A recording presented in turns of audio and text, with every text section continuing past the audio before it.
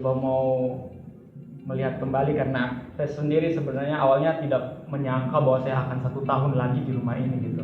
Jadi ketika sharing terakhir tentang panggilan, semuanya sudah saya tuangkan gitu. Dari awal panggilan sampai dengan 7 tahun perjalanan di Xaverian, sehingga saya tidak buat part 1, part 2-nya.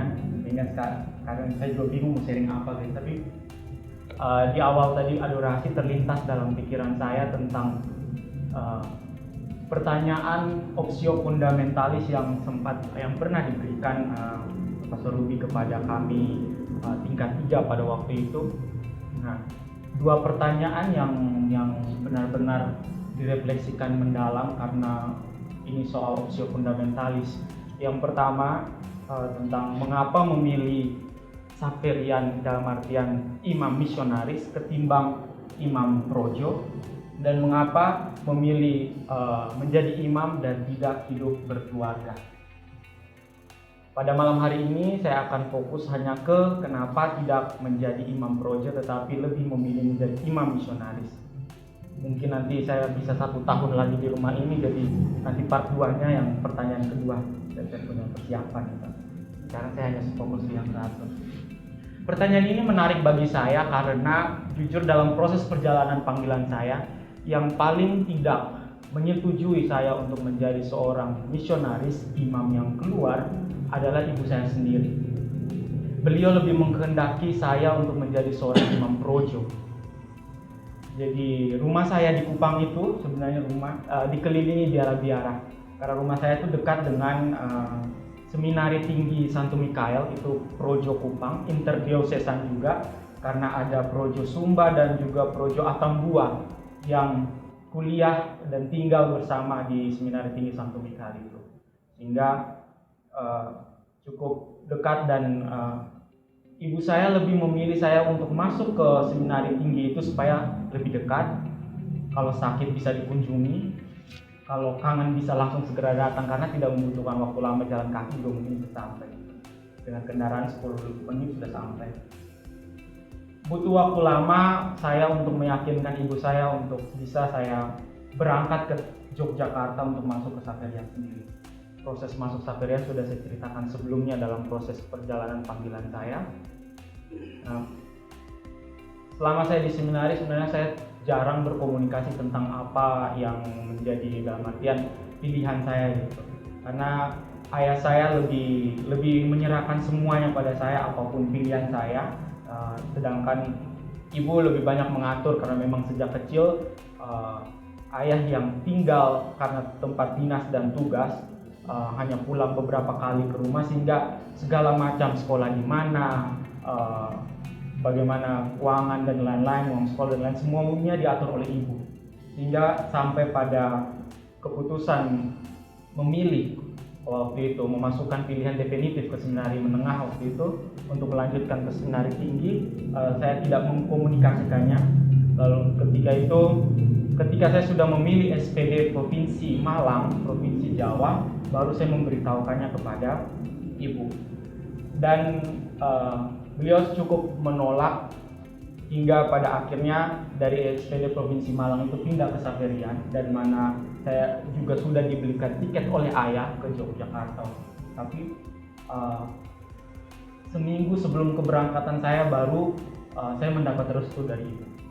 Awalnya cukup sulit karena saya meminta semua keluarga, saudara dan saudari dari ibu, dari ayah untuk meyakinkan ibu supaya bisa mengizinkan atau merestui saya berangkat ke sana. Kembali ke pertanyaan opsio fundamentalis yang direfleksikan di tingkat 3 terakhir sebelum menjalankan atau mendapat destinasi perutusan teologi internasional.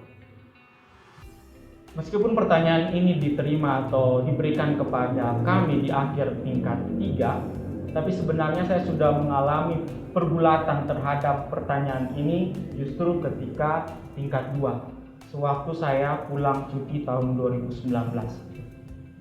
Saya pulang cuti. Jadi ketika saya cuti, biasanya saya bangun pagi jam 5 lalu ikut laudes setengah 6 bersama frater-frater seminari tinggi Santo Mikael itu, dan juga misa bersama dengan mereka. Itu yang saya lakukan selama liburan. Lalu dalam satu ketika waktu selesai mengikuti perayaan Ekaristi, kebetulan ada bertemu dengan teman, dan yang juga ada ex-fraternya, ada juga frater yang memang sedang menjalani formasi di seminari tinggi tersebut. Justru pertanyaan ini yang dilemparkan kepada saya ketika mereka tahu bahwa saya adalah seorang frater Xaverian, seorang calon misionaris. Saya dipanggil Goin, kenapa kamu pilih menjadi seorang imam misionaris? Kenapa tidak projo di Kupang gitu kan, lebih dekat di rumah, tidak perlu jauh-jauh? Sejenak saya berpikir, memang tidak langsung serta-merta saya jawab, tapi saya mau mencoba memberikan jawaban yang benar-benar langsung dari yang mendasar gitu. Waktu itu saya memberi jawaban bahwa universalitas cinta itu justru para misionaris, yang mana tampak dari isi khotbah ketika mereka pulang dari tanah misi, di mana mereka bisa mencintai semua orang tanpa batas etnis, ras, suku, agama, yang benar-benar beda 180 derajat dari kehidupan mereka atau dari daerah asal mereka. Cinta yang tanpa batas, yang mungkin tidak hanya sebatas di teritorial keuskupan saja. Itu yang membuat saya tertarik, sehingga saya memilih untuk menjadi misionaris atau menjadi seorang calon imam misionaris. Lalu saya dijejal lagi pertanyaan berikut dari jawaban saya. Kalau mau ngomong soal kebudayaan, Indonesia banyak budayanya, bukan cuma satu. Kenapa harus cari di luar? Toh berkarya di Indonesia pun kamu akan bertemu dengan orang-orang yang berbeda, bahkan berbeda daerah teritorial pun, karena Kupang itu sejatinya bukan tempat yang mana punya satu etnis khusus gitu. Itu pendatang semua Kupang. Jadi tidak ada orang asli Kupang. Yang lahir di Kupang iya, tetapi orang asli Kupang semuanya pendatang dari Ket, Paso, Atambua, dari Flores, Manggarai dan lain-lain. Orang Jawa pun ada. Kalau kamu mau bilang bahwa soal budaya lebih kaya di sana, mungkin kurang tepat, karena dengan menjadi imam projo pun dan berkarya di sini, contohnya di Kupang, Keuskupan Agung Kupang, ada banyak kekayaan yang mungkin akan kamu dapatkan. Saya kembali berpikir untuk menanggapi pertanyaan dua orang teman saya, satunya masih frater, satunya sudah ex. Lalu terlintas dalam pikiran saya justru kehidupan menjadi seorang imam misionaris itu bisa merealisasikan apa yang disampaikan atau apa yang menjadi poin dari ad vitam, ad extra, dan juga ad gentes. Saya tidak mau mengatakan bahwa imam projo itu jelek, atau imam projo itu tidak ada cintanya di dalamnya, atau imam projo itu tidak bisa kemana-mana. Tetapi yang mau saya garis bawahi bahwa kekayaan pengalaman, tantangan, dan juga hidup penuh memenuhi ad vitam, ad gentes, dan ad extra itu justru dalam refleksi saya pribadi baru saya dapatkan atau baru saya hidupi ketika saya menjadi seorang imam misionaris. Sekali lagi bahwa saya terkesan dengan beberapa pastor SPD yang pulang cuti dan merayakan Ekaristi di paroki atau di kapel, dan di situ pengalaman-pengalaman mereka, bahkan terkadang ada yang sampai melupakan bahwa dia sekarang di Indonesia, dia memimpin dalam bahasa Indonesia, tiba-tiba privasi dia dengan bahasa asli daerah tempat dia bermisi. Sudah masuk dalam jiwa, sudah menyatu. Itu yang membuat saya begitu terkesan. Lalu jawaban saya yang kedua itu pun di counter lagi. Bagaimana mau menjelaskan bagaimana kamu bisa menghidupi ketiga poin tersebut, sedangkan sekarang pun dengan kamu melewati batas etnis tertentu atau melewati batas teritorial tertentu, kamu bisa menghidupi itu juga sebenarnya. bahwa dengan tidak menutup kemungkinan bahwa seorang imam projo pun bisa mengalami hal yang sama. Dan di situ saya memberikan jawaban juga bahwa kesempatan seorang imam misionaris justru lebih besar dan lebih luas daripada kesempatan yang mungkin bisa didapatkan seorang imam projo. Ketika ada yang bisa keluar, maka ada yang perlu jaga rumah. Ada yang perlu untuk merawat, ada yang menanam, ada pula yang menyiram.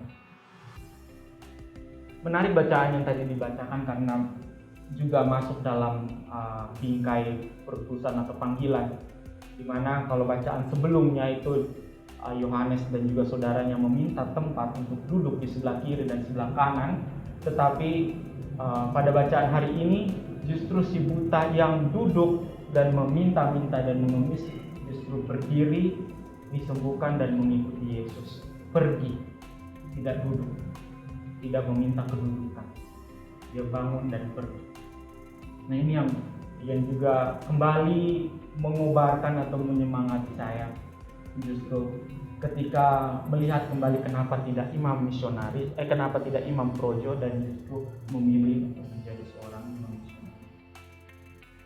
Dari 3 alasan itu sebenarnya bukan hanya sekedar untuk menjawab pertanyaan, tetapi itu adalah kumpulan-kumpulan refleksi saya justru ketika saya memutuskan untuk menjadi seorang calon misionaris.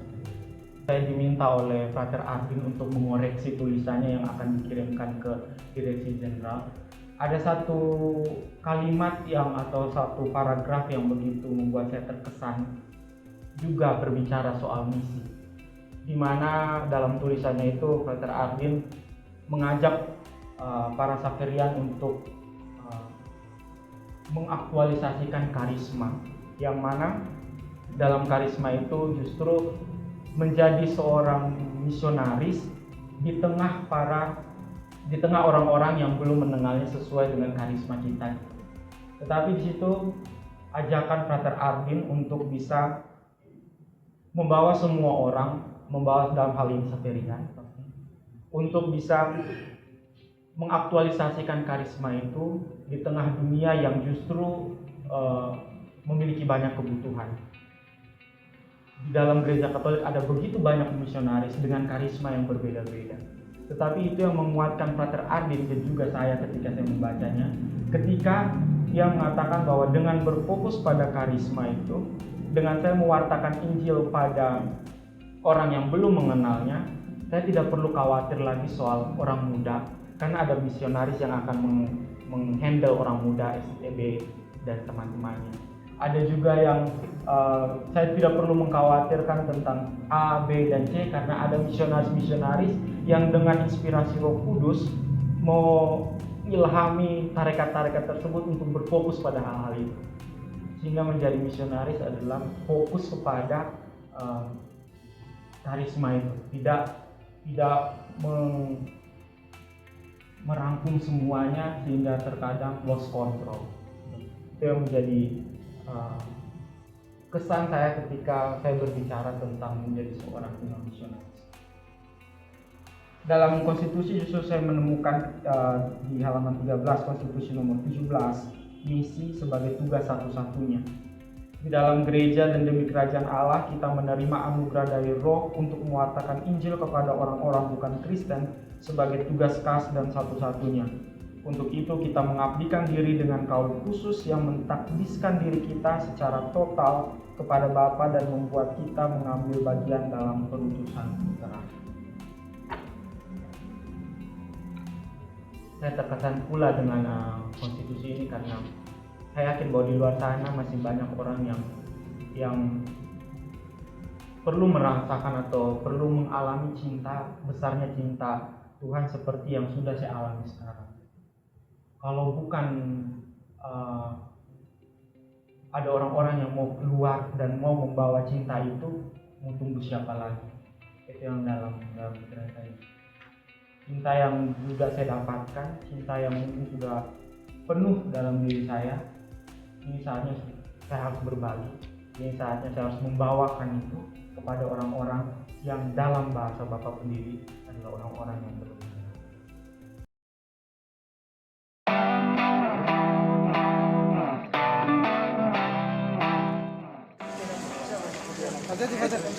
Be careful.